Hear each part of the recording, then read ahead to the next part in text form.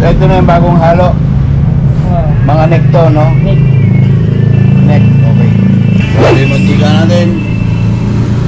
Painit lang natin yan. Actually guys, meron kasi akong bagong ingredients. So pinalitan natin yung ingredients natin sa paggawa or pagluto ng manok. Or yung ating Kanto fried chicken. So, yun yung gusto ko malaman ang lasa.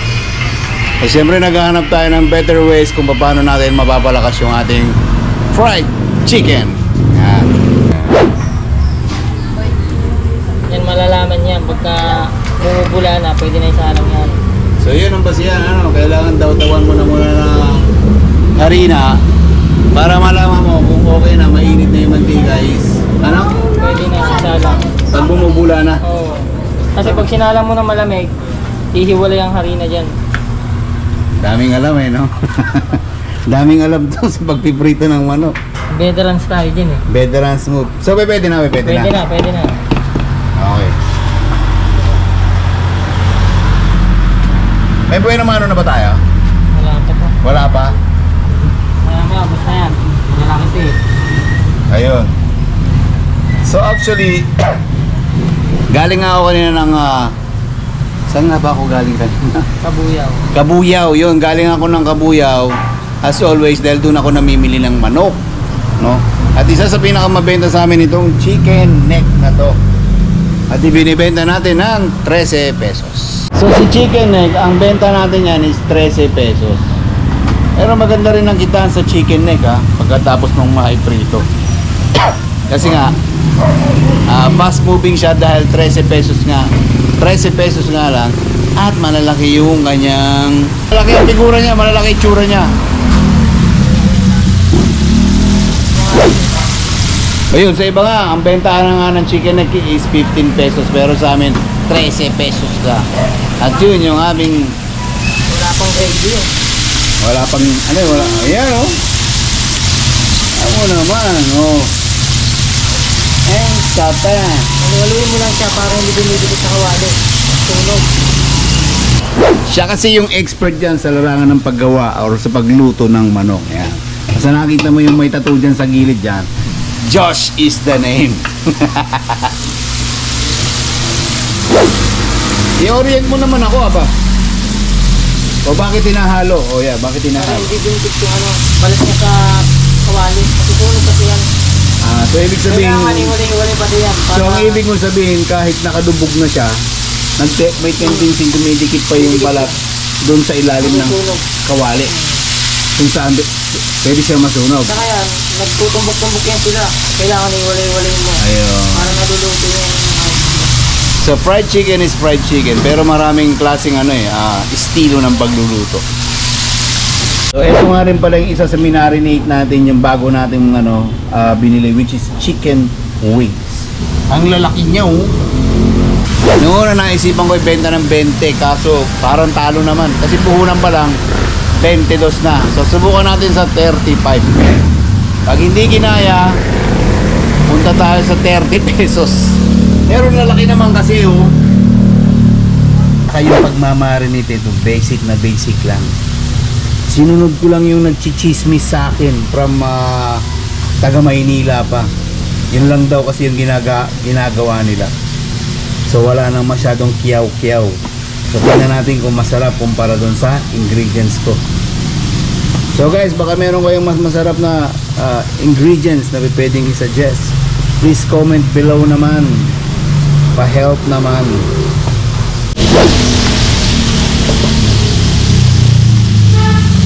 Ang ating chicken neck. Pwede na yan, luto na yan.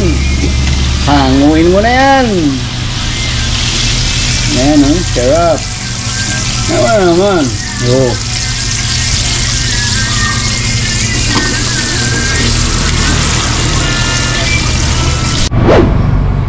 Actually, medyo social kasi yung gumagawa nito Ayaw kamayin.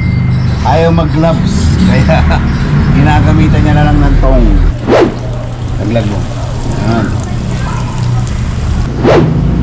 Yan. Wow. So kailangan very competitive yung lasa ng manok mo.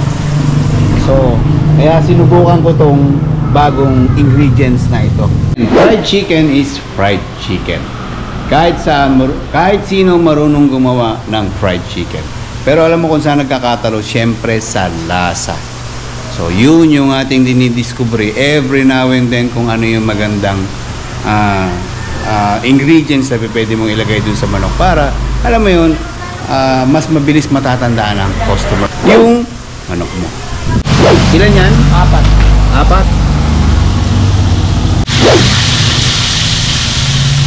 Mistiso, no? Oh?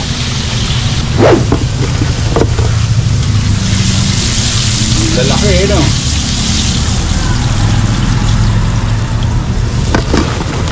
Siyempre, dahil curious ako sa lasa ng manok na to, kailangan ko matikman siya. O, pakuha ko sa wings.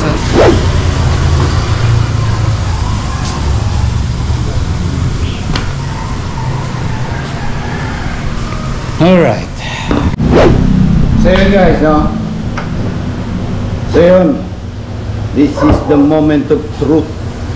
Titikman natin tong chicken wings na to doon sa bagong recipe na ibinigay sa akin at yun yung ginawa natin.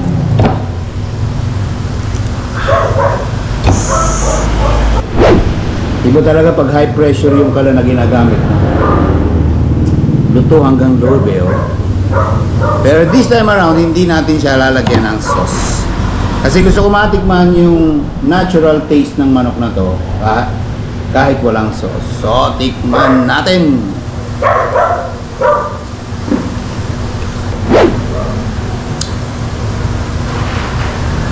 Masarap siya.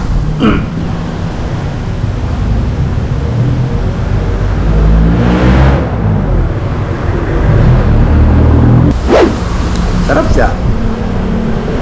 Pero kasi yung sa akin, dati, dahil pa ako nilalagay, may mga bawang pa, may mga kung ano-anong herbs. Pero to napaka-basic yung lasa niya.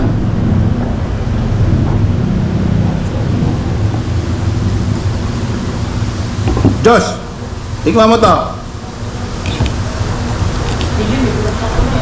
Kumurot ka dito. Kumurot ka, tikman mo. Walang pinito. Ito yung bagong recipe. Yan. Puro may balat, may balat. Saka laman. Ano?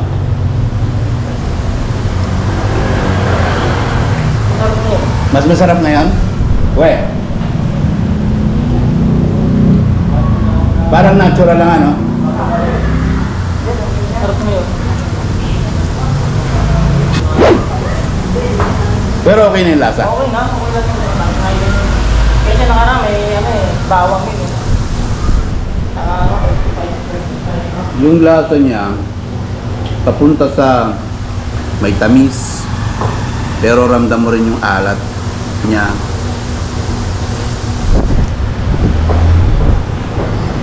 In short, konti pa. Pero sa lasa okay na. Pero gusto ko yung katakam-takam na pangdayo yung lasa. Magkakatalo na lang yan sa gravy na lang. Sa sauce mo. Kung ano yung sauce mo. Grabe. At ano naman ang masasabi mo sa lasa? Masarap yung yun. Hindi ka ba nakontento? Nagkanin ka pa. Para lang ma-sure yung lasa. Kahit wala ng gravy, suka na lang. So kahit suka na lang, pwede na. Wala na, ginasab na ang puta. Pagbilan nga ako ng isang... Hindi ako nakontento eh. Gusto ko makasiguro sa lasa. Pagbilan ako ng isang leeg, babayad muna ako. Yung malaki-laki naman. Are, ito, yan o. Malaki yun. Yan o. Yummy. Ewa? Kasi, kung bakit ko gustong tikman ulit itong ano naman, kung bakit ko gustong tikman itong chicken neck naman, kasi si wings, medyo may meat eh. Ito, more on mabalat talaga to. So, Doon natin malalaman talaga sa balat kung talagang tunay ang lasa. So, eto na siya, no? Tsaka malaki yung portion niya, no? Magkano? 13 pesos lang. So, yun yung... Ito yung pinakamabilis maubos dito sa amin. Chicken neck. 13 pesos lang. So, tignan natin gamit yung bagong recipe.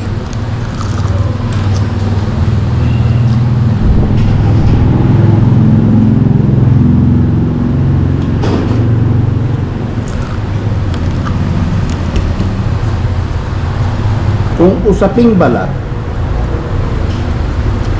masarap siya. Nandun lahat yung lasa niya.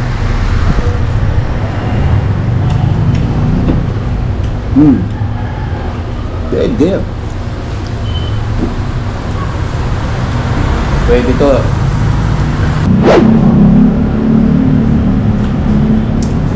Kung saan magkakatalo to sa sauce na lang, pwede na. At matipid sa ingredients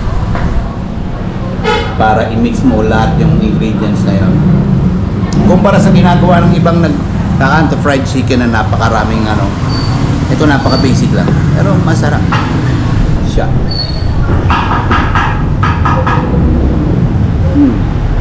Overall I can say sarap siya. Pwede pambenta. So guys, hindi ko na masyadong papahabain pa ang vlog na to. So again, next time explore ulit tayo ng lasa ng chicken. Pero alam mo yung ingredients nito kung basic lang. Basic na basic lang. Magic sarap, asin, asukal, paminta, anana. Yun lang.